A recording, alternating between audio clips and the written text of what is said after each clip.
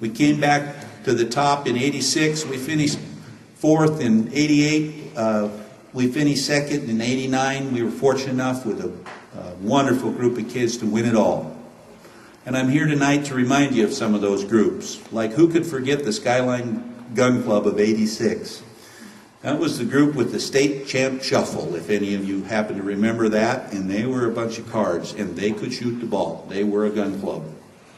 And the big one in '89, which actually started in '88, led by Hadley and Dustin, two seniors. We had a 12-12 record going into the state tournament. We won the first ball game, which was Minico, and they were 20-2, I think.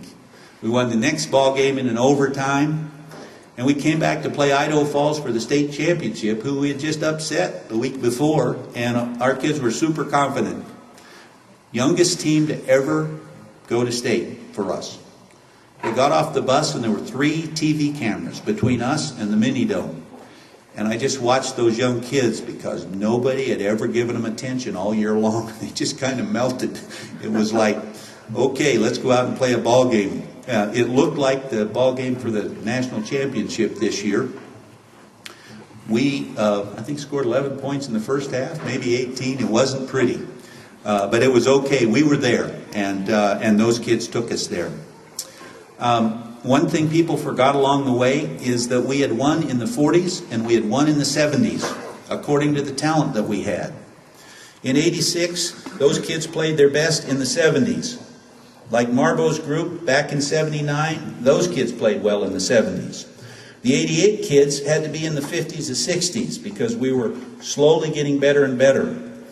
But the '89 group wanted people to play them in the '80s and '90s. We were very talented, and we wanted people to come and play as hard and fast, and if they weren't very smart, they did that, and they got eaten up. That's a hard concept for people to understand. Adjust your tempo to your talent every single year. Gunderson's group beat a 22-0 Coeur d'Alene team in the opening game of the state tournament with a 13-11 record.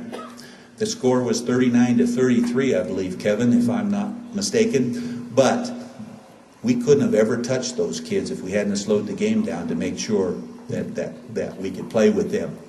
We almost got Bora the very next day in the 40s, and we did beat Boise for 3rd place the day after that. All football players. Brett Jensen's group in '89 beat IF in the district championship in the 90s, I believe. Adam Rogers and Brett, I think, what was it, 91-92 or something. It was a huge scoring ball game.